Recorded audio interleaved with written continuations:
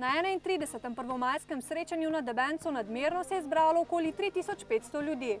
Mi hodimo peš, ker smo veliki, pešačimo in je nam ta taka izletniška točka in smo zelo radi tukaj gor. Ja, redno že vrsto let, to nam je kar kot neka obveza za ta čas. Ja, to je praznik dela, ne?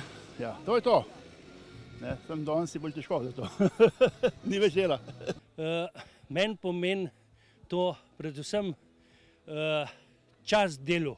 Letošnja slavnostna govornica je poudarila, da 1. maj prinaša Menjavo dialoga, prinaša nam menjavo morda socialne države, tako da pravzaprav moramo biti zelo pozorni na to, da tistega, kar se je v minulih 120 letih pridobilo, ne izgubimo v enem letu. Na listi pa je tamkajšnji slavnostni govornik izpostavil, da se nam ni treba bati Bruslja. Temveč ne naših pred velikimi državami ponižnih in plazečih politikov. Izdala nas je vsa politika, ki se zadnjih 20 let samo korišča in je za svoje interese pripravljena menjati barve v prav vse nianse. Ob tej priložnosti so podelili priznanja najzaslužnejšim dolenjskim, belokranjskim in posavskim sindikalistom.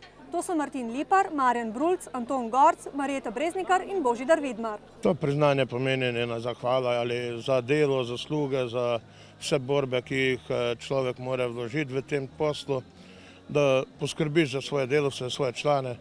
Letošnji praznik dela sicer za marsikoga ni bil prijeten. Posebej še tu v naši regiji, kjer smo v preteklem letu izgubili veliko število delovnih mest.